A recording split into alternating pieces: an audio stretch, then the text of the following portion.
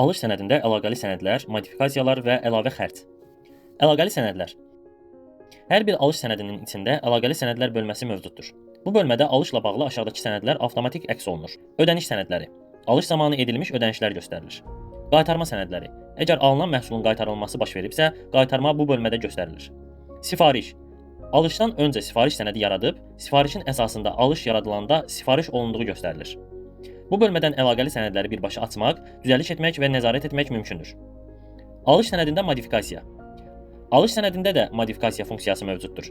Məntiqi məhsulun kartındakı modifikasiya ilə eynidir. İstənilən sayda əlavə sahə yaradıla bilər. Məsələn, təchizat növü, sənədin mənbəyi, gömrük sənədi nömrəsi və s.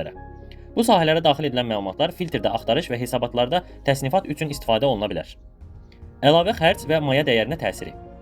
Alış sənədində əlavə xərc sahəsi xüsusi rol oynayır. Bu xərclər alış sənədinin məbləğinə təsir etmir, ancaq maya dəyərini artırır. Bu nə üçündür? Əgər biz məhsulu 10 manata almışıq, amma gömrük rüsumu, nəqliyyat, sığorta və digər əlavə xərclər olaraq 5 manat təşkil edibsə, onda sistem borcu 10 manat olaraq saxlayır. Çünki tədarükçüyə 10 manat ödənilib. Amma maya dəyəri 15 manat olaraq hesablanır. Çünki əlavə xərc var. Alış sənədində göstərilən ambar qalığı bölməsi məhsulu aldığımız tarixdəki real qalıq miqdarını göstərir. Nəticə: satış zamanı mənfəət düzgün hesablanır. Çünki maya dəyəri real xərclərlə birlikdə formalaşır. Maliyyə borcu real qalır. Yalnız tədarükçüyə olan borc. Əlavə xərclər isə ayrıca maliyyə xərc kimi hesabatlarda izlənə bilir.